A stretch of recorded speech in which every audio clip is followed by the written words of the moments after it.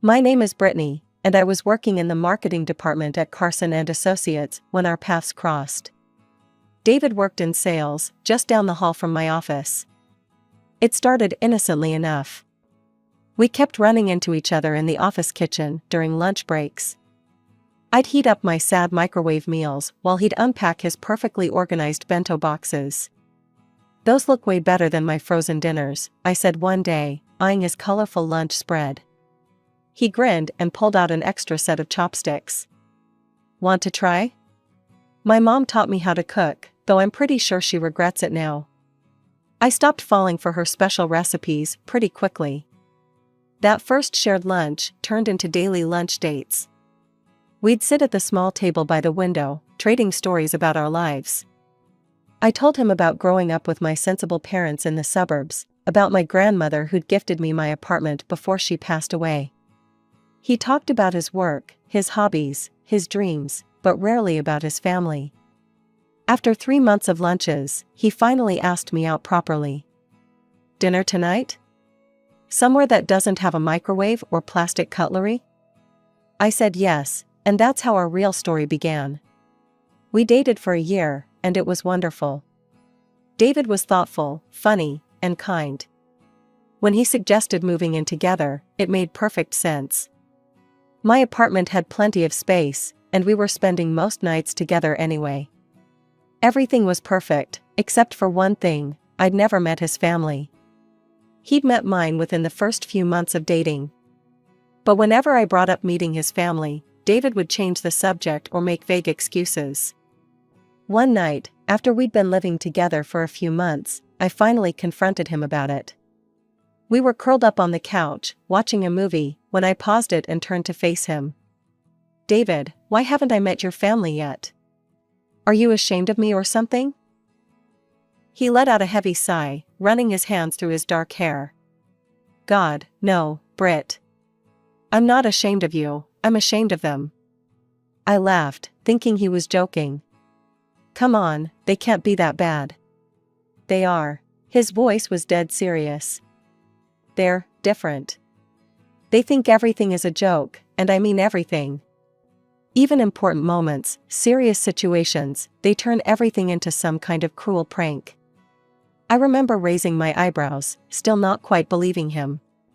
"What do you mean? You want examples? Fine." He sat up straighter, his jaw tense. "When I was in high school, I had my first girlfriend over for dinner. My mom served spaghetti, but she'd replaced the noodles with rubber worms. My date screamed and threw up at the table. Everyone thought it was hilarious, except me and Sarah. She never spoke to me again." I stared at him, waiting for the punchline. But there wasn't one. "Or how about when I had a big presentation in middle school? My brother replaced my notebook with an identical one filled with pornographic drawings. When I opened it in front of the class." He shook his head. "I got suspended for 2 weeks." As he continued sharing stories from his childhood, each one worse than the last, I began to understand why he'd been so hesitant to introduce me to his family. But I had no idea that I was about to become their next target. David proposed on a Tuesday. Nothing fancy, just the two of us in our kitchen, making breakfast. He pulled out a ring while I was flipping pancakes, and said, "I can't imagine my life without you, Britt. Will you marry me?" Of course, I said yes. And then, inevitably, came the words I'd been both dreading and curious about: "I guess it's time for you to meet my family." The Thompson family home was a charming 2-story colonial in the suburbs. Mrs. Thompson opened the door before we even reached the porch. She was a petite woman with David's warm brown eyes and a wide smile. Mr. Thompson stood behind her, tall and distinguished looking, and next to him was James, David's older brother. "Oh, finally!" Mrs. Thompson pulled me into a tight hug. We'd been dying to meet the woman who stole our David's heart. The initial conversation was surprisingly normal. We sat in their cozy living room, and they asked about my job, my family, how David and I met. They even cracked a few harmless jokes that made me laugh. I started to relax, thinking David had exaggerated their pranking tendencies. I caught him watching his family warily, like someone waiting for a bomb to explode. I thought he was being paranoid. "I'll get us some tea," Mrs. Thompson announced cheerfully. "Brittany, dear, how do you take yours?" "Just a splash of milk, please." When she returned with the tea tray, everyone was still chatting pleasantly. I took a big sip of my tea and immediately regretted it. My mouth exploded with salt and pepper, so much pepper it felt like I'd swallowed fire. I spat the tea back into the cup, but it was too late. My throat was burning. Tears streamed down my face as I coughed and gasped. The Thompsons burst into laughter. "Welcome to the family," James hooted. "Better get used to it, we love our little jokes." "That's how we show love here," Mr. Thompson added, wiping tears of laughter from his eyes. I ran to the kitchen, desperately searching for water. I found a glass and filled it with ice and water, drinking it in huge gulps. The pepper had made my nose run, and I could feel my carefully applied makeup streaming down my face along with my tears. From the living room, I could hear David's angry whispers, "What is wrong with you people? This isn't funny. She's going to be my wife." "Oh, lighten up," James replied. "It's just a joke." When I walked back into the living room, my face a mess of running mascara and smeared foundation, they took one look at me and started laughing again. "Look, she looks like a panda," James pointed at me, doubling over with laughter. That was the last straw for David. He jumped to his feet, his face red with anger. "You're all jerks. This is exactly why I didn't want to bring her here." He grabbed my hand and pulled me toward the door. In the car, David apologized over and over. I just hugged him, my face still burning from the pepper and humiliation. As we drove home, I realized David hadn't been exaggerating about his family at all. He'd been warning me. Planning a wedding is stressful enough, without having to worry about your future in-laws turning it into a practical joke playground. David and I spent weeks debating whether to invite his family at all. "We have to invite them," David finally said one night while we were addressing invitations. "They're still my parents, and no matter how much I hate their pranks, I'd regret not having them there." He called them the next day, putting the phone on speaker so I could hear. "Mom, Dad, listen carefully," his voice was stern. "You can come to the wedding, but I need your word, no pranks. This is the most important day of our lives, not a circus." "Of course, sweetheart," his mother chirped. "We'll behave, I promise." The day of the wedding started perfectly. The ceremony was beautiful, and during the reception, everything was going smoothly. David's family was actually behaving themselves, though I noticed David watching them like a hawk. Then came time for the cake cutting. Our cake was gorgeous, 4 tiers of white fondant with delicate sugar flowers cascading down the sides. But something was off. There were candles on it, lit candles. That wasn't part of our plan. I turned to David to mention it, but before I could get the words out, there was a loud pop. Then another, and another. The cake suddenly exploded, sending chunks of white cake and frosting flying everywhere. Most of it landed on me, completely ruining my wedding dress. For a moment, there was complete silence.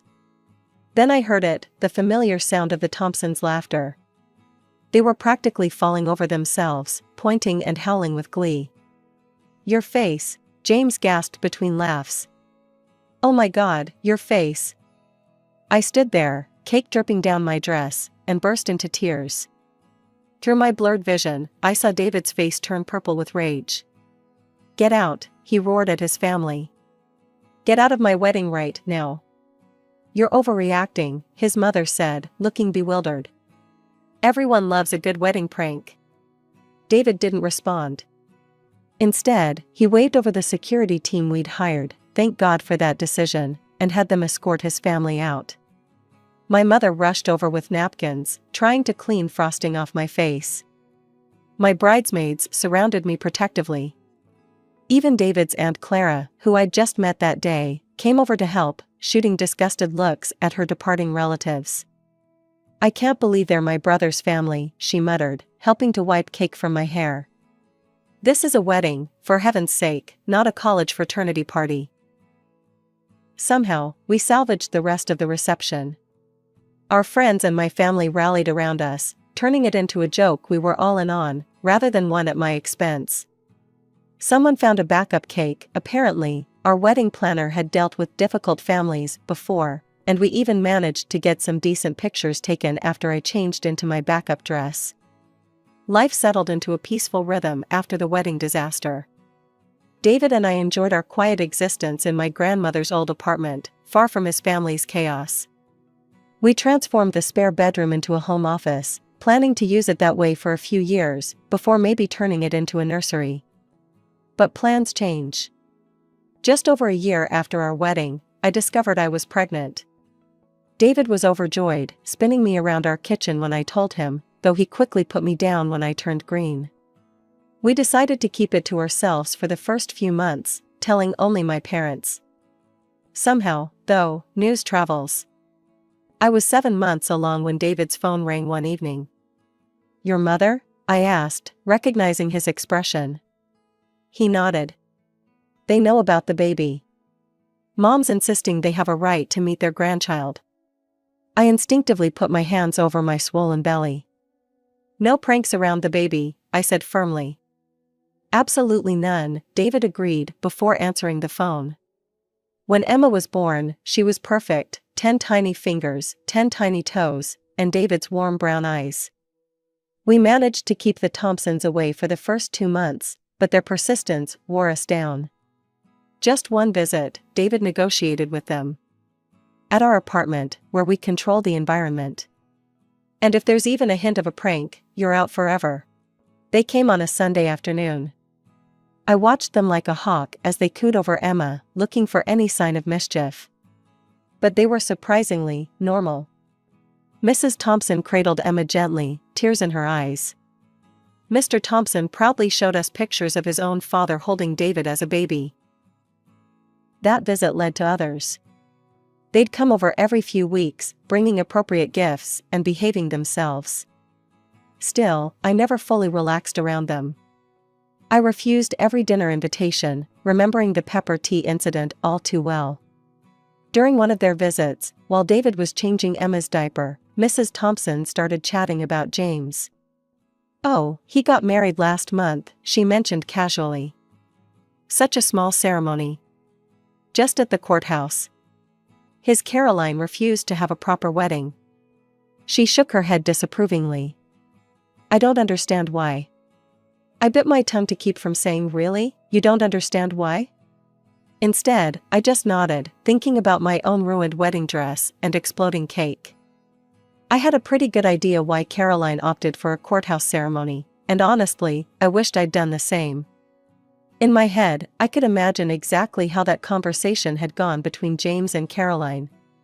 She'd probably heard the stories about my wedding, or maybe she'd been subject to a few harmless pranks herself. Either way, smart girl, she'd found a way to avoid giving them any opportunity for their special brand of humor. Life has a way of shattering when you least expect it. One rainy Tuesday morning, David kissed Emma goodbye before school, kissed me goodbye before work, and walked out our door for the last time. A drunk driver ran a red light at 9:17 a.m. By 9:20, I was a widow. Emma didn't understand at first. She was only 7, too young to fully grasp the concept of never coming back. When I told her daddy had died, she asked if he'd be home for dinner. Each time she asked, my heart broke all over again. The days leading up to the funeral passed in a blur. My mother practically moved in, handling arrangements, while I sat in a daze on the couch, holding Emma. I couldn't cry anymore. I felt hollow, like someone had scooped out everything inside me. The Thompsons came to the funeral with James and his wife Caroline. I barely registered their presence until it was time for the eulogies. I'd already spoken, sharing memories of David as a husband and father, his kindness, his gentle humor, how he'd taught Emma to ride her bike just last month. Then his parents stood up to speak. "David always loved a good joke," Mr. Thompson began, and I felt my stomach clench. "Remember when he was 5, and we convinced him his teddy bear had come alive and eaten all his Halloween candy? Mrs. Thompson chimed in with a laugh. Or that time in college when we sent him a fake acceptance letter to medical school, even though he never applied? His face was priceless. The church was silent. No one laughed. I looked around and saw faces twisted in disbelief and secondhand embarrassment. Emma clutched my hand, confused. And now he's up there, Mr. Thompson continued, grinning, probably planning the ultimate prank on St. Peter. I felt something snap inside me. My whole body started shaking with rage. Emma must have felt it because she looked up at me with worried eyes. After the service, while people were gathering for the reception, I approached the Thompsons. My voice was quiet but sharp enough to cut glass. "How dare you?" I hissed. "How dare you turn my husband's funeral into a joke?" "Oh, Brittany," Mrs. Thompson reached for my arm. David would have appreciated the humor. He always did. I jerked away from her touch. No, he tolerated it. What you do is cruel and thoughtless. I never want to see any of you again. You're not welcome in our lives anymore. Emma and I are done with all of you. But we're family, Mrs. Thompson protested, finally looking concerned. No, I said firmly. We're not. Family doesn't humiliate each other. Family doesn't ruin weddings or mock funerals. We're done.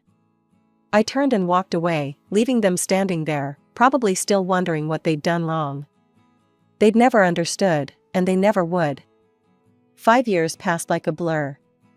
Emma grew from a grieving 7-year-old into a thoughtful 12-year-old who had her father's kind eyes and gentle spirit. I threw myself into being both mother and father, trying to fill the David-shaped hole in our lives. We heard bits and pieces about the Thompsons through the grapevine. James had 2 kids now. I'd seen pictures on social media of 2 boys with his mischievous grin. I always quickly scrolled past, determined to keep that chapter of our lives firmly closed. Sometimes Emma would ask about them, especially around holidays or when her friends talked about their grandparents. I never told her about the exploding wedding cake or the funeral jokes. She had enough complicated feelings about losing her dad without adding that mess to it. Then came the phone call, 3 days before Christmas. "Brittany?" Mrs. Thompson's voice was older, softer somehow. "Please don't hang up." I almost did anyway, but Emma was sitting next to me on the couch, working on her homework. She looked up, curious. "We miss Emma," Mrs. Thompson continued. "And you. Please, would you consider spending Christmas with us? The whole family will be there, James and Caroline, their boys. We'd love to see you both." I started to say no, but Emma, who had obviously figured out who was calling, began nodding enthusiastically. Her eyes were pleading. "There will be absolutely no pranks," I said firmly. "No jokes, no tricks, nothing like that. Just a normal Christmas dinner." "We promise," Mr. Thompson's voice joined in. They must have been on speakerphone. "We swear on David's memory. No pranks." Maybe it was the mention of David, or maybe it was Emma's hopeful face, but I found myself agreeing. "We'll come," I said. "But I mean it about the pranks." After hanging up, Emma and I went shopping. If we were doing this, we were doing it right. We picked out top-of-the-line kitchen appliances for the Thompsons, the latest tablet for James and Caroline, and the season's hottest toys for their boys. "Do you think Grandma and Grandpa got me something nice?" Emma asked as we wrapped the gifts. "I'm sure they did, sweetheart," I said, hoping I wasn't lying. "They've had 5 years to think about it." Emma threw herself into choosing wrapping paper and writing cards. I watched her excitement grow and prayed I wasn't making a horrible mistake by letting the Thompsons back into our lives. The Thompson house looked exactly the same as I remembered it, decorated with twinkling Christmas lights and a wreath on the door. Emma squeezed my hand as we walked up the path, our arms full of carefully wrapped presents. James and his family were already there when we arrived. His wife Caroline gave me a warm, almost apologetic smile as she helped us with our coats. Their boys, Mike and Tommy, hovered shyly behind their parents. The gift-giving started promisingly. Emma and I handed out our presents, and the reaction seemed genuine. Mrs. Thompson teared up over the expensive coffee maker, Mr. Thompson was thrilled with his new tablet, and the boys' faces lit up at their gaming consoles. Then came our turn. Mrs. Thompson handed Emma a wrapped box with a big smile, while Mr. Thompson passed me a similar one. Emma's fingers trembled slightly as she unwrapped hers, her first gift from her grandparents in 5 years. I'll never forget the look on her face when she opened that box. Inside was a plastic toy designed to look like dog poop, along with some clearly marked down items from the clearance bin. Emma's lower lip quivered as she stared at the contents. The laughter started immediately. Mr. Thompson and James were practically howling. Even the boys joined in, pointing at Emma's face. "Oh my God, look at them," James gasped between laughs. "Their expressions are priceless." My own box contained similar junk, expired candy, and items that still had clearance stickers on them. "That's enough," I said, my voice deadly quiet. "Where are the real presents?" Mrs. Thompson wiped tears of laughter from her eyes. "What do you mean? Those are the presents." "You can't be serious." I looked at each of them. "You haven't seen your granddaughter in 5 years, and you give her fake dog poop as a Christmas present?" They exchanged confused looks. "It's funny," Mr. Thompson insisted. "Come on, Brittany, learn to take a joke." I watched a tear roll down Emma's cheek, and something snapped inside me. Without a word, I stood up and walked over to Mike and Tommy. "I'm sorry, boys," I said, taking back the gaming consoles. "But these are returning to the store." "Mom," they wailed as I moved on to James and Caroline, collecting the tablet and other gifts. "Brittany, this is cruel," Mrs. Thompson protested as I took back their presents too. "Cruel?" I turned on her. "You gave a 12-year-old girl who lost her father fake dog poop for Christmas, and you're calling me cruel?" "It was just a joke," James started, but I cut him off. "We're leaving, Emma," I said. "Get your coat." The drive home was quiet. Emma stared out the window, clutching her empty gift bag. "I'm sorry, sweetheart," I finally said. "I really thought they'd changed." "It's okay, Mom," she replied softly. "Can we watch Christmas movies and make hot chocolate when we get home?" "Of course we can. We'll have our own Christmas, just us two." And that's exactly what we did.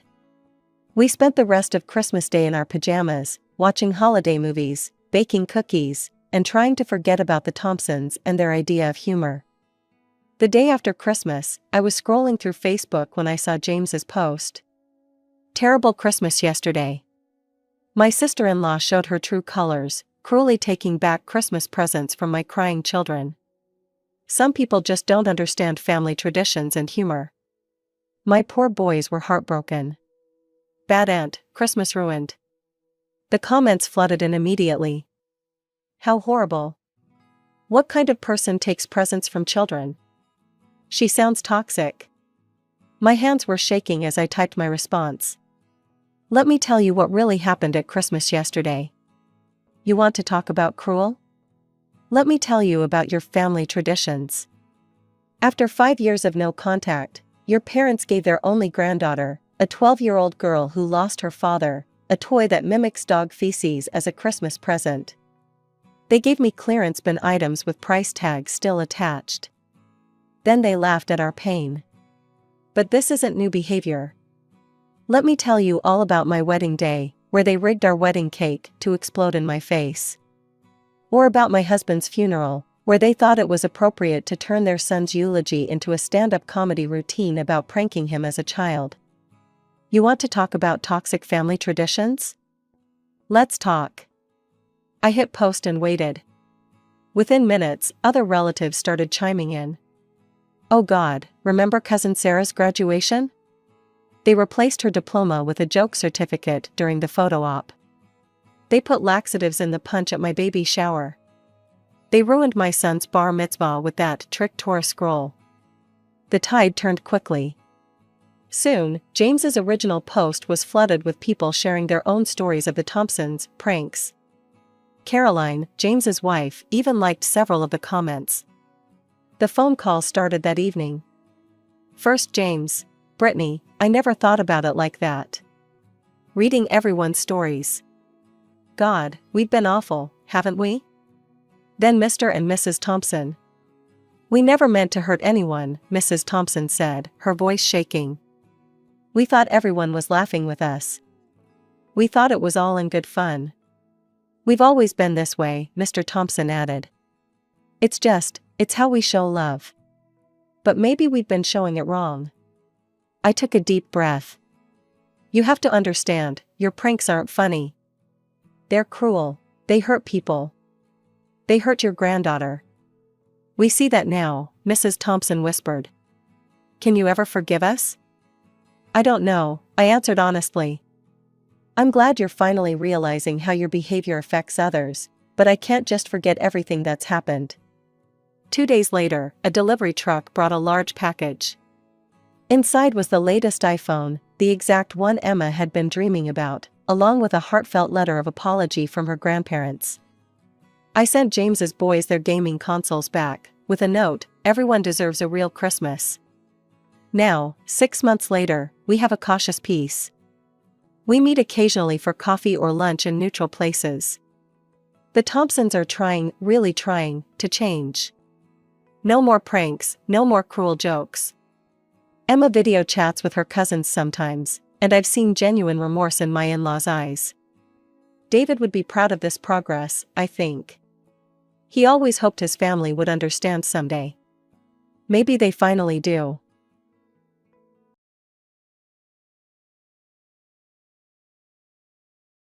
Hi, I'm Emily. Marrying Mark Turner felt like stepping into another universe. His family, the Turners, were the epitome of high society. Wealthy, influential, and to an outsider, intimidating. Their estate was a sprawling masterpiece, with every inch meticulously manicured, and every room a testament to their wealth. Walking through those halls, I felt like a character in a movie. It was breathtaking and, admittedly, a bit overwhelming. In the beginning, I was naively optimistic, believing that love was enough to bridge the gap.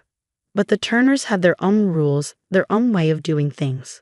It was like an unspoken game, and I was the only one who didn't know the rules. David, Mark's older brother, was the ringleader. He had this way of making you feel insignificant without raising his voice. So, Emily, this must be a big change from where you grew up, huh? He would say, his voice dripping with condescension, his eyes scanning me like I was an exhibit. I tried to laugh it off, replying, "Every day is an adventure, David. I'm just trying to keep up." Then there were the dinners, where every word felt like a test, and every silence was loaded with meaning. Mrs. Turner, with her piercing gaze, always found a way to remind me of my humble origins. "It's so brave of you, Emily, to step into our world. Not everyone can adapt to such refinement," she'd say. But I was determined not to let them get to me. I wanted to prove that I was more than what they saw, more than just the girl from the other side of the tracks who had managed to snag the good son of a wealthy family. Then I found out I was pregnant. Suddenly, there was this flicker of hope. Maybe this baby would be the bridge between me and the Turners, something that would soften them and make them see me as one of their own. When I told Mark, his face lit up as if I had just handed him the world. "We're going to have a baby, Em. Can you believe it? You're going to be an amazing mom," he said. I clung to that optimism, thinking maybe, just maybe, this baby could change everything. But life has a way of not playing by your rules. Instead of bringing the family closer, the news of my pregnancy seemed to light the fuse of an already ticking bomb. The Turners had always been about wealth and inheritance, and my baby represented a shift in a balance they weren't ready for. David's animosity became more apparent. It started subtly, a snide comment here, a backhanded compliment there. "A baby, huh? Dad's going to have to rethink his will now." "Congratulations, Emily," he said once, his smile not reaching his eyes. The tension in the house grew thicker each day. I tried to keep my distance, but living under the same roof felt like being constantly watched by vultures, waiting for a carcass. One day, it all came crashing down. Mark was delayed at work, and I was alone with Mrs. Turner and David. The air felt heavy, charged with unspoken anger and resentment. The confrontation started over something trivial. I think I had moved a vase to dust around it, but it escalated quickly. "You think you can just come in here and change everything?" David's voice was cold, his eyes flashing with anger. I was just cleaning, David. I didn't mean to upset anyone, I said, trying to keep my voice calm. Cleaning? Or snooping around? We know your game, Emily. You're nothing but a gold digger trying to secure your child's future at our expense. Mrs. Turner chimed in, her voice dripping with disdain. I felt trapped, the walls of the opulent living room closing in on me. That's not true. I love Mark, and this baby, our baby, is a blessing, I managed to say, but my voice was trembling. Then it happened. In a moment of rage, David stepped forward and pushed me. I fell hard onto the ground. The pain was immediate, and I knew something was terribly wrong. I lay there, cradling my stomach, as David and Mrs. Turner stood over me. There was a moment of shock on their faces, but no remorse. Look what you made me do, David muttered, more to himself than to me. When Mark finally came home, he found me in a state of shock, bruises forming, tears streaming down my face. Between sobs and gasps of pain, I told him everything. Mark's reaction was a mix of horror, anger, and disbelief.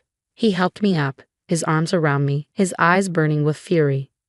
We're leaving, Emily, tonight. I won't let them hurt you or our baby anymore. We packed in silence, the air thick with unspoken words. As we drove away from the Turner estate, I felt a sense of relief mixed with deep, overwhelming sadness. But the worst was yet to come. At the hospital, the doctors confirmed our fears. We had lost the baby. The fall, the trauma, it was too much. Lying in that hospital bed with Mark by my side, everything felt surreal. The Turners, their estate, the wealth, none of it mattered anymore. All I could think about was the baby we lost, the future we had dreamed of, gone in an instant. Leaving the Turner estate was like stepping out of a storm into an uncertain calm. Mark and I were broken, trying to piece together our lives after the loss. We moved into a small apartment, a stark contrast to the grandeur we had left behind, but it became our sanctuary. Those first few weeks were tough. Mark threw himself into work, while I struggled to find my footing in a world that suddenly felt so different. We talked less, the silence between us filled with the unspoken grief of what we had lost. But amidst our sorrow, there was a glimmer of light. Mark's father, Mr. Turner. He was the antithesis of the rest of his family. Where they were cold, he was warm. Where they were calculating, he was genuine. He visited often, always with a kind word and a listening ear. Emily, my dear, I'm so sorry for what happened. Your family, and you always will be, he'd say, his eyes filled with a sincerity that was rare in his family. His visits were a balm to our aching hearts. He never pushed, never pried, just offered his support and love. It was Mr. Turner who helped us see that life could still be beautiful, that we could rebuild from our loss. Then something miraculous happened. I discovered I was pregnant again. The joy was immediate, but so was the fear. The memory of our loss was still too fresh, too painful. But with Mark and Mr. Turner's support, I allowed myself to feel a cautious hope. Mark's face when I told him about the pregnancy was a mix of happiness and fear. We're going to be extra careful this time, Em. I'm not letting anything happen to you or our baby, he said. Mr. Turner was overjoyed when he heard the news. A new beginning, he said, his eyes shining with tears. This child, Emily, is a blessing, a sign that life goes on, no matter what. But fate had a cruel twist in store. Just when things seemed to be looking up, we received the news. Mr. Turner had passed away unexpectedly. It was a shock that shook us to our core. He had been our rock, our safe harbor in the storm that was his family. The brief period of mourning that followed was overshadowed by the palpable greed of the Turner family. It was like vultures circling, waiting to see what they could claim from Mr. Turner's legacy. As we grieved the loss of a truly good man, it became clear that the battle for the Turner inheritance was just beginning. But in that moment, all I could think about was the baby growing inside me, a symbol of hope in a time of darkness. After Mr. Turner's passing, the atmosphere within the Turner family shifted palpably. The solemnity of mourning was quickly overshadowed by a barely concealed eagerness for the inheritance. It was like watching actors in a poorly scripted play, their grief giving way to greed. Mark and I attended the reading of the will with a sense of dread. The rest of the Turner family was abuzz with anticipation, speculating about their shares of the estate. The lawyer cleared his throat, opening the will. You could have heard a pin drop. Mr. Turner has made some specific allocations in his will, he began, his voice formal and emotionless. As the lawyer read on, shock rippled through the room. Mr. Turner had left a significant portion of his estate to me and our unborn child, ensuring our financial security and independence. David's face was a picture of disbelief and anger. This can't be right. He's leaving money to her and her child. His voice was laced with venom. Mrs. Turner was equally incredulous, her shock mirroring David's. But that's our inheritance. How could he do this?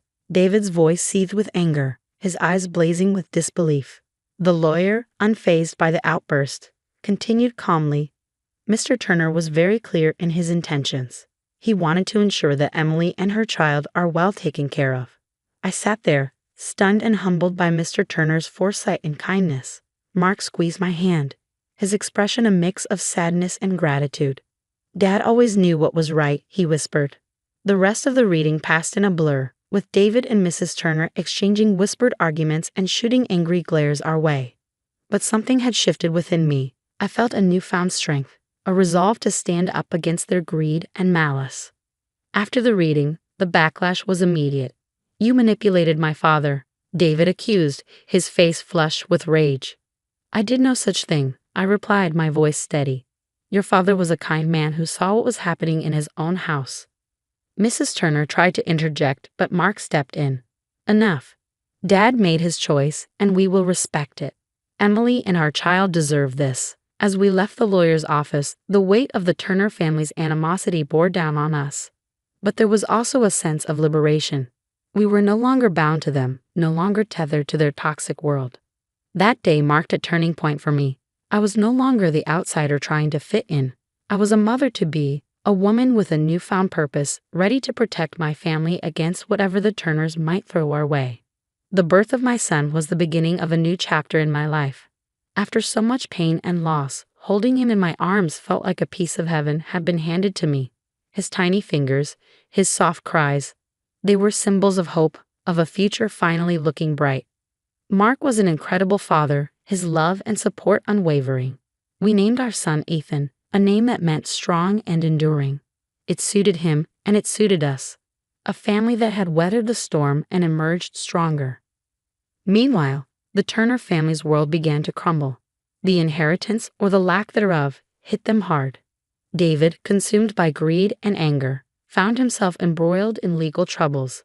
His shady business dealings, once overlooked due to his father's influence, were now in the spotlight. He faced lawsuits and financial ruin, his fall from grace a stark contrast to his former arrogance. Mrs. Turner's life took a downward spiral as well. Without the financial cushion she was accustomed to, her lavish lifestyle became unsustainable. The friends she once hosted with such grandeur began to distance themselves, leaving her in a lonely, self-made exile. As for Mark and me, we built a life filled with love and laughter, far from the toxic environment of the Turner estate. I started a small business, something I had always dreamed of but never had the courage to pursue. To my joy and surprise, it flourished. Mark found success in his career too, his integrity and hard work paying off. We were a team in every sense of the word, building a life on our terms, away from the shadows of the Turner legacy. One evening, as I watched Ethan play, Mark came up behind me, wrapping his arms around my waist. "We did it, Em. We made it through," he said softly. I leaned back into his embrace, a smile in my voice. "We did," I replied, "and we have so much to be thankful for." Looking back, the journey was anything but easy. There were moments of despair, of heartache, but there were also moments of incredible strength, of love that refused to be diminished. In the end, justice was served, not just in the downfall of the Turners, but in the life we built out of the ashes of that ordeal. We found joy, not in their misery, but in our own triumph, in our ability to rise above and create something beautiful out of something so broken. The story has reached its conclusion, and I hope you've enjoyed it as much as I enjoyed sharing it with you. But before you go, I have a question for you. In a world filled with challenges and difficult decisions, what do you believe is the true measure of victory? Is it revenge or the ability to find peace and build a better life? Share your thoughts in the comments below, and let's have a thoughtful discussion. And if you've enjoyed this story, don't forget to hit that like button and subscribe to my channel for more captivating stories and engaging discussions. Your support means the world to me, And I can't wait to see your opinions in the comments. Thanks for watching.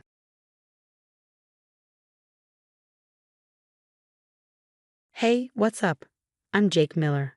Before I dive into the craziness that went down with my family, do me a solid, smash that like button and subscribe. Trust me, you're going to want to hear this. So I'm a 32-year-old dad living the American dream with my amazing wife, Sarah, and our little angel, Lily. We run our own coffee shop downtown, and life was pretty dang good. Sarah and I met in college, fell head over heels, and got married right after graduation. Her parents, Frank and Helen, seemed great at first, always smiling, bringing gifts for Lily, the whole 9 yards. Jake, my boy, how's business? Can't complain, Frank. We're doing all right. But lately something felt off. Frank's smile didn't quite reach his eyes anymore, and Helen was always fidgeting with her purse. Last week, they showed up at the coffee shop unannounced. Sarah, sweetie, can we talk to you for a minute? Helen's voice was sweet, but I could sense the desperation. I watched from behind the counter as they huddled in a corner booth. Sarah's expression went from confused to worried in no time. Later that night, Sarah told me what happened. They asked for money again, Jake. Said it was for car repairs. I sighed, running a hand through my hair. That's the third time this month. Something's not adding up. We'd already lent them a couple of grand, which they swore they'd pay back, but so far, nothing. The next day, Frank cornered me at the shop. Say, Jake, you wouldn't happen to have a spare 5 grand lying around, would you? Just until next month. I've got a business opportunity. 5 grand, Frank? That's a lot of money. What's this opportunity exactly? He waved his hand dismissively. Oh, you know, stocks and stuff. It's complicated. Yeah, right? I wasn't born yesterday. Sorry, Frank. We're tight right now with the shop expansion and all. His face darkened for a split second before that fake smile returned. No worries, my boy. I understand completely. But as he left, I couldn't shake this uneasy feeling in my gut. Something was seriously wrong with Sarah's parents, and I had a hunch it was more than just money troubles. That night, I tried to talk to Sarah about it. Babe, don't you think your parents have been acting weird lately? What do you mean? All these requests for money, the vague excuses. I'm worried they might be in some kind of trouble. Sarah sighed. They're just going through a rough patch, Jake. They'll figure it out. But I wasn't so sure. The way Frank's eyes darted around. How Helen's hands shook when she thought no one was looking. Classic signs of people in deep trouble. I decided to do some digging. Call it paranoia, call it intuition, but something told me I needed to protect my family. And if that meant uncovering whatever skeletons Frank and Helen had in their closet, so be it. Little did I know, I was about to uncover a nightmare that would turn our whole world upside down. But hey, that's what you do for family, right? Even when family turns out to be the ones you need protection from. Things got tense real quick. Frank and Helen started showing up at our place almost every day, always with some new sob story. Sarah, honey, we're about to lose the house. Can't you help your old folks out? I'd had enough. Look, Frank, we've already given you guys over 10 grand. What the hell's going on? Helen burst into tears, but something about it seemed off. Sarah was torn. I could see it in her eyes. Mom, Dad, we love you, but we can't keep doing this. We have our own family to think about. Frank's face turned red. So that's it? You're just going to let your parents end up on the street. I stepped in. Nobody's ending up on the street, but we need to know what's really going on here. They stormed out, slamming the door behind them. Sarah was a mess. Jake, what if they really are in trouble? I hugged her tight. We'll figure it out, babe. But something's not right. A few days later, we had a big family dinner. The tension was thick enough to cut with a knife. Frank cleared his throat. So we've been thinking, how about we sell the coffee shop and split the money? Excuse me? That shop is our livelihood, Frank. Helen chimed in, her voice sickly sweet. But family's more important than money, right, Sarah? Sarah looked like she'd been slapped. Mom, what are you talking about? That shop is for Lily's future. Things escalated quickly. Frank started yelling about ungrateful children. Helen was crying again. And Sarah was caught in the middle. I'd had enough. All right, that's it. You two need to leave now. As they were heading out, I overheard Frank on the phone. Yeah, they're not budging. We'll have to move to Plan B. My blood ran cold. What the hell was plan B?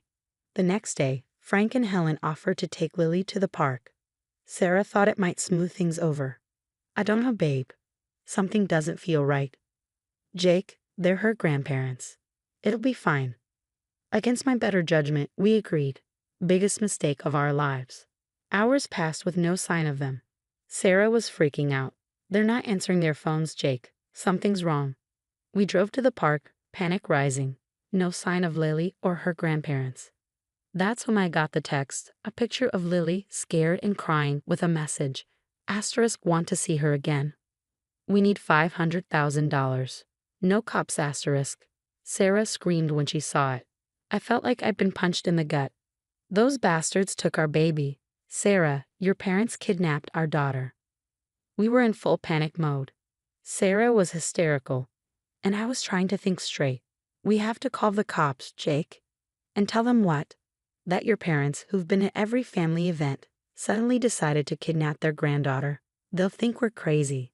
I paced the room, mind racing. We needed a plan. A way to get Lily back and make sure Frank and Helen never pulled this again. Sarah, listen to me. We're going to get her back, and then we're going to make them pay. You with me? She nodded, tears streaming down her face. What are we going to do? I grabbed my phone. First, we play their game. Then we change the rules. Little did Frank and Helen know, they just messed with the wrong family, kidnapping my daughter. All was on, and I was about to show them just how far a father would go to protect his own. The ransom demands started rolling in, each one more insane than the last. $500,000 by midnight, or you'll never see her again. Sarah was losing it. Jake, we don't have that kind of money. I know, babe. We're going to figure this out. We tried going to the cops, but that was a joke. So you're telling me your in-laws with no criminal record suddenly decided to kidnap their granddaughter? Come on, sir. I lost it. Listen, you donut-munching idiot, my daughter is missing. That got us kicked out real quick. Guess we were on our own. That's when I hashed a plan, risky as hell. But what choice did we have? Sarah, we're going to set a trap, make them think we're playing along. I texted Frank. Asterisk, while get the money. Need proof Lily's okay. Asterisk, they sent a video. Lily looked scared but unharmed. Daddy, I want to come home. It took everything not to smash my phone. I dug into Frank and Helen's background. Turns out they were drowning in gambling debts, casinos, online poker, you name it. Jesus, Sarah, they owe over $1 million to some scary people. Sarah was in shock. How could they do this? I set up a meet, told them we had the cash but needed to do the exchange in person. Frank's voice was cold. Fine. Abandoned warehouse on 5th. Midnight. Come alone. I had a buddy hook me up with a wire. If I couldn't get the cops involved officially, I'd get the evidence myself. Midnight came. The warehouse was dark, creepy as hell. Frank, Helen, I've got the money. Where's Lily? Frank stepped out of the shadows, gun in hand. Hand it over, Jake. Nice and easy. Let me see Lily first. Helen appeared, dragging a terrified Lily. Daddy. It's okay, sweetheart. You'll be home soon. Frank snatched the bag, checked inside. His face turned purple. What the hell is this? It's just paper. I smirked. Oops, guess I'm not as dumb as you thought. That's when all hell broke loose. Frank aimed the gun, but I was quicker, tackling him hard, the gun skidding across the floor. Helen screamed, letting go of Lily. Run, baby. Run to mommy. Lily bolted as I grappled with Frank. He was stronger than he looked. You ungrateful little. We gave you everything. I laughed in his face. You gave us nothing but grief, old man. Sirens wailed in the distance. Helen panicked. Frank, the cops, we have to go. But it was too late. I had Frank pinned, the wire catching every word. It's over, Frank. You lose. The cops burst in, guns drawn. Sarah ran in behind them, scooping up Lily as they cuffed Frank and Helen. The truth came out. Gambling debts, loan sharks, the whole ugly mess. Frank spat at me. We would have paid it back. You ruined everything. I looked him dead in the eye. You ruined it when you took my daughter. As they were led away, Sarah hugged me tight. Lily nestled between us. It's over, babe. We're safe now. But deep down, I knew it wasn't really over. The betrayal, the fear, those leave scars. But we were together, and that's what mattered. Lily looked up at me, her eyes wide. Daddy, are the bad people gone? I kissed her forehead. Yes, sweetheart. The bad people are gone, and they're never coming back. The weeks after the kidnapping were rough. Lily had nightmares, Sarah was a wreck, and I was just trying to hold it all together. We were sitting in the living room when the news hit. Asterisk breaking news. Kidnappers Frank and Helen Thompson escaped custody in a daring jailbreak. Asterisk Sarah gasped. Oh God, Jake, they're coming for us. I grabbed my phone, ready to call the cops, when another update flashed across the screen. Asterisk update, fugitives involved in high-speed chase crash on Highway 101. Both suspects critically injured. Asterisk, it was like the air got sucked out of the room. Sarah's face was pale. They're hurt. I nodded, not sure how to feel. Looks like karma caught up with them. The next few days were a blur. Reporters camped outside our house. The phone wouldn't stop ringing. Jake, how do you feel about your in-laws' accident? I slammed the door in their faces. How the hell was I supposed to feel? Sarah was struggling. They're still my parents, Jake. I can't just stop caring. I tried to be understanding, but it was hard. They kidnapped our daughter, Babe. They chose money over family. We started therapy, all of us. Lily would wake up crying, asking if the bad grandma and grandpa were coming back. No, sweetheart, they can't hurt us anymore. The community rallied around us. Customers at the coffee shop left huge tips, neighbors brought food. It helped, but the trust issues ran deep. We visited Frank and Helen in the hospital once. They were a mess. Frank was paralyzed. Helen had severe brain damage. Sarah broke down. Mom, Dad, how could you do this to us? They couldn't answer. Maybe that was for the best. As we left, I felt the weight lift. We don't owe them anything, Sarah. It's time to focus on us. One night, as we tucked Lily into bed, she asked, Daddy, are we safe now? I hugged her tight. Yeah, baby. We're safe. And I promise I'll always protect you. Sarah and I sat on the porch later, watching the stars. You know, Jake, I never thought I'd say this, but I'm glad they're out of our lives. Me too, babe. Family isn't just blood. It's loyalty, trust, love. We've got that in spades.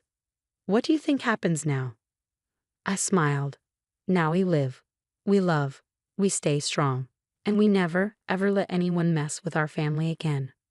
As we sat there, I thought about everything we'd been through, the betrayal, the fear, the fight to get our daughter back. It changed us, sure, but it also made us stronger. Frank and Helen, they got what was coming to them. Karma's a bitch and she doesn't play favorites. Me, I learned that sometimes the hardest battles are the ones closest to home. But I also learned that when you've got real love, real family, there's nothing you can't overcome. So here we are, new names, new home, same unbreakable bond. Lily's growing up strong, Sarah's smile is back, and me? I'm just grateful for every day, every moment, every chance to be the family we were meant to be. Life ain't perfect, but it's ours, and nobody, is ever going to threaten that again. That's a wrap on Jake's intense family drama. Now here's a question for you. If your own parents committed a serious crime against your child, could you ever forgive them? Or would you cut them out of your life completely, no matter what? Drop your thoughts in the comments. This isn't an easy one, but that's the point. Let's get a real conversation going. If this story hit close to home or got you thinking, smash that like button and subscribe to the channel. We've got more raw, real-life stories coming your way. Your support keeps these hard-hitting narratives flowing. Stay tuned and let's keep exploring the dark corners of family dynamics together.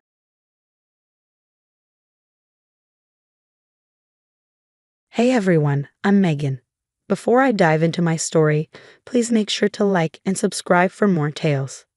Growing up, I always felt like I was living in the shadow of my sister Lily. No matter how hard I studied, how many trophies I brought home, or how much I accomplished, it was like I was invisible. Lily was the star, the golden child, and our parents never let me forget it. Even in high school, where I was at the top of my class and captain of the track team, you'd think I'd get some recognition, right? Wrong. Every dinner conversation revolved around Lily's latest bakery projects or her weekend plans. If I dared to share something about my day, I'd get a patronizing, "That's nice, Megan," before the conversation would snap right back to Lily. It wasn't just annoying. It hurt deeply. To cope, I threw myself into my studies and focused solely on my own life. When the time came, I landed a full-ride scholarship to college. My best friend's dad, seeing how things were at home, offered to help with any additional expenses. Honestly, he's been more of a father to me than my own ever was.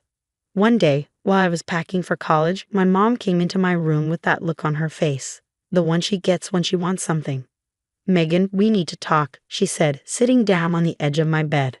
"What is it?" I asked, keeping my eyes on my packing. "It's about Lily," she started. "Her bakery isn't doing well, and we've had to take some financial risks to keep it afloat." I zipped up my suitcase and faced her. "What does that have to do with me?" "We've taken out a third mortgage on the house," she confessed, "and we're struggling to make ends meet. We need you to reconsider your scholarship, maybe stay home and help out with the family business." I couldn't believe what I was hearing. All these years, they hadn't invested a dime in my future, but now they expected me to give up my dreams for Lily? "No," I said firmly. "I've worked too hard for this. I'm going to college." The conversation that followed was a blur of shouting and tears. My dad called me selfish, and Lily accused me of trying to ruin her life, but I stood my ground. Moving day finally came, and as I loaded up my car, I felt a weight lift off my shoulders. I was finally getting out, starting my own life on my terms. As I drove off, I didn't look back. I knew the road ahead would be tough, but for the first time, it was mine to shape. One chilly autumn evening, I was in my dorm room, halfway through a sociology essay when my phone rang. The screen flashed my mom's name, and a knot formed in my stomach. I hadn't spoken to my parents since I left home, and I wasn't eager to start now, but curiosity got the better of me, and I answered. "Hello." "Megan, we need to talk." Mom's voice was strained, heavier than usual. "It's about the family." I paused, taking a deep breath to steady myself. "What's going on?" "It's your sister's business. It's failing, Megan. We've tried everything. It's just not working. We're in trouble." I felt a twinge of sympathy for Lily, but it was quickly overshadowed by apprehension about what they might ask of me.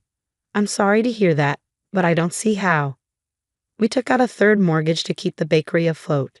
She cut in, her voice desperate. "We're drowning in debt, and we need your help." The words hit me like a ton of bricks. Not only had they jeopardized their financial stability for Lily, but now they expected me to bail them out. "What exactly are you asking me to do?"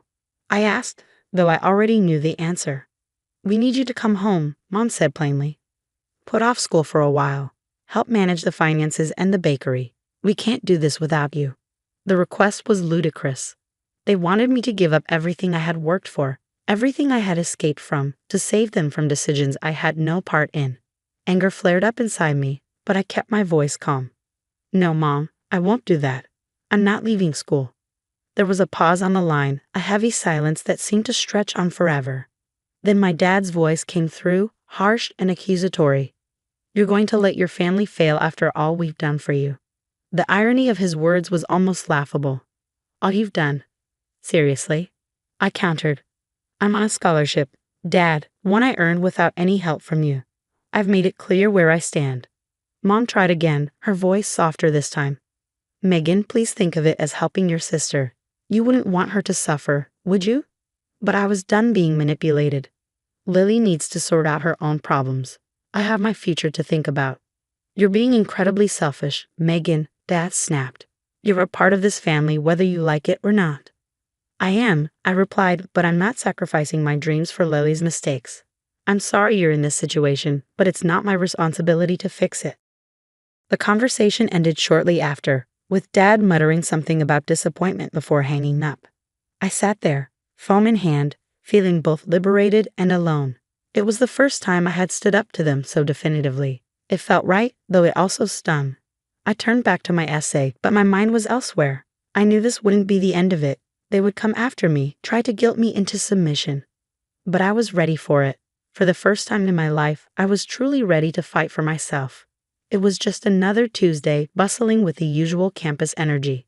Students were milling about between classes, and I was at the student center, grabbing a coffee before my next lecture, when I felt a sudden chill. Looking up, my heart sank. Standing across the room were my parents and Lily, their faces grim. I hadn't expected them to come here, to my world. As they approached, I could feel the eyes of everyone around us, curious about the impending drama. Mom was the first to speak, her voice loud enough to draw even more attention. "Megan, we need to talk now." Taking a deep breath, I stood my ground. "We can talk, but I'm not changing my mind." Dad's face was red with frustration. "You're really going to embarrass us like this in front of everyone?" "It seems you're doing a fine job of that yourselves," I replied, my voice steady despite my racing heart. Lily then stepped in, her tone mocking. "Look at Megan, everyone, too good for her own family now that she's a college girl." I clenched my fists, fighting to keep my composure. "This isn't about being too good, Lily. This is about me living my life, not cleaning up your messes." The conversation escalated quickly, voices rising. Mom pleaded, tears in her eyes. "Megan, please, we're your family. You can't turn your back on us." "You turned your back on me a long time ago," I shot back, "when you decided that Lily's bakery was worth more than my future."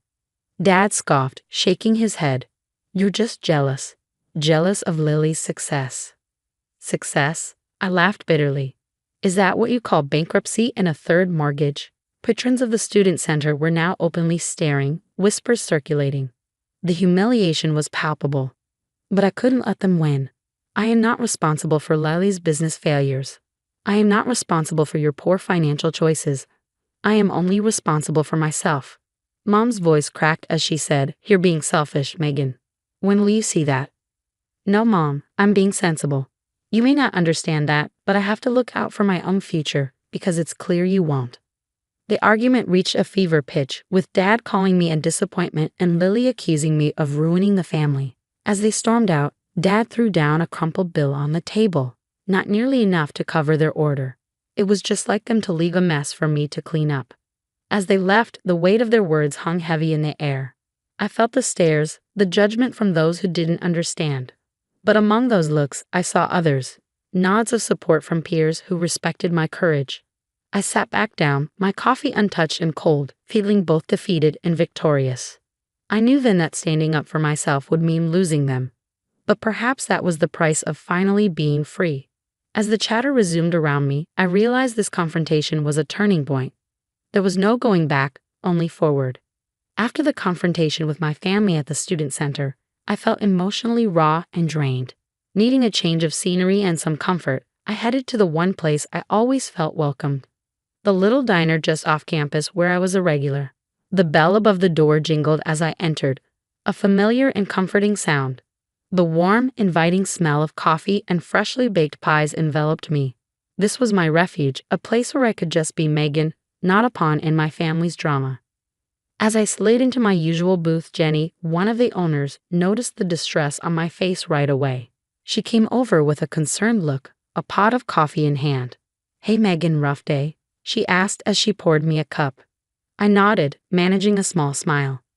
"You could say that." Jenny sat across from me, her expression sympathetic. "Want to talk about it, or I can just sit here and listen." Taking a deep breath, I prepared to finally share my story with someone who truly cared. I recounted the entire ordeal, the unexpected visit from my parents and Lily, the heated argument, their harsh accusations, and how they left me feeling exposed and humiliated in front of my peers. As I spoke, Jenny's frown deepened, her eyes reflecting a growing indignation on my behalf. "That's just not right, Megan," she said, her voice firm with conviction. "You've always been kind and hardworking. You don't deserve any of this." At that moment, Tom, Jenny's husband and co-owner of the diner, joined us with a plate of my favorite chocolate chip cookies. He'd overheard a bit of our conversation and slid the plate in front of me. "You know, kid," he began, "blood isn't always family. Sometimes family is the people who stand by you when the storm hits."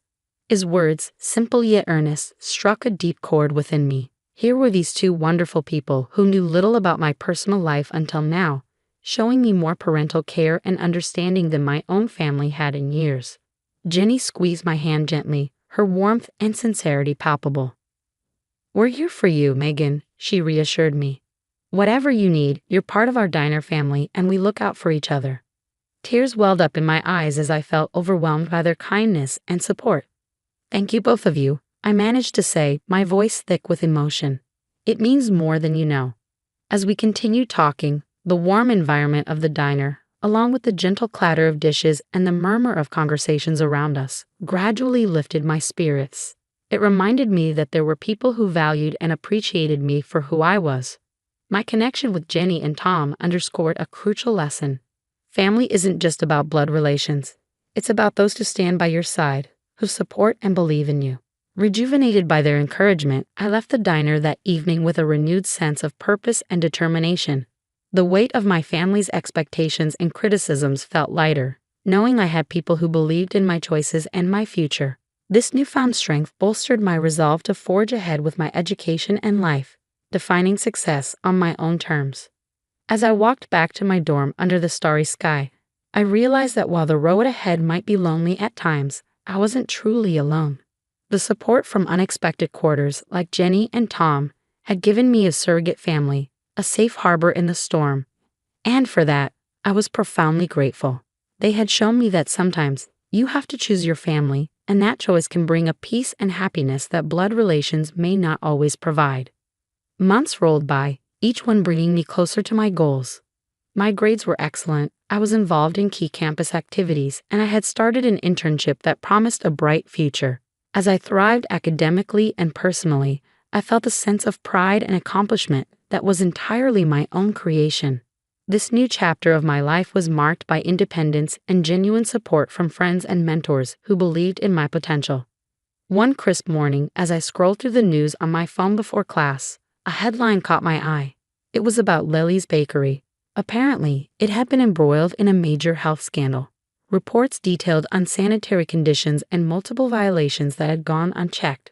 The fallout was catastrophic. The bakery was shut down, and the media storm that followed tarnished the family name irreparably.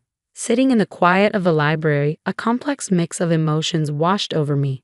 There was no pleasure in seeing Lily and my parents suffer, yet there was a grim sort of inevitability to it. Their reckless choices, the years of bending rules and expectations to favor Lily, have finally caught up with them. It was a stark reminder of how far removed I was from that world of chaos and neglect.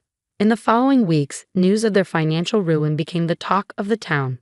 My parents had invested everything into the bakery, ignoring all other responsibilities, including their own well-being.